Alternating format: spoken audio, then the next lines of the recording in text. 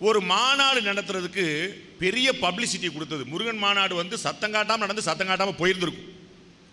தடை கேட்டு கோர்ட்டு போனோடனே ஃபர்ஸ்ட் பப்ளிசிட்டி எங்களை மாதிரி மீடியாக்களுக்கெல்லாம் உடனே தலைப்பிச்சு முருகன் மாநாட்டுக்கு தடை வழக்கு அப்படின்னு. அது ஒரு பப்ளிசிட்டி.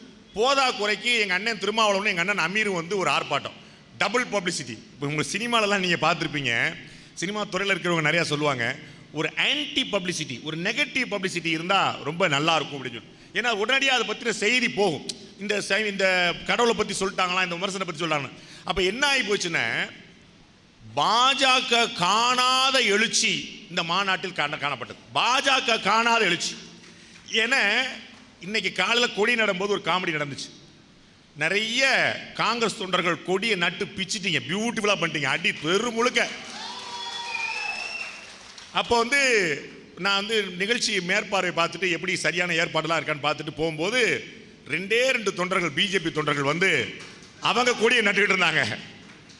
அப்போ வந்து என்னங்க காங்கிரஸ்காரங்க அடிச்சு போயிட்டாங்க, நீங்கள் இப்போ தான் வந்திருக்கீங்க அப்படின்னு. அவர் ஆச்சரியமான ஒரு கமெண்ட் சொன்னார். சார், காங்கிரஸில் நிறைய தொண்டர்கள்லாம் இருக்கிறாங்க, நாங்கள் இங்கே வர்றது பூரா நிர்வாகிகள் தான் அப்படி. நாங்கள் பூரா நிர்வாகிகள் தான் சார், வர்றது பூரா நிர்வாகிகள் வருவோம்னு சொல்லி சொன்னாங்க.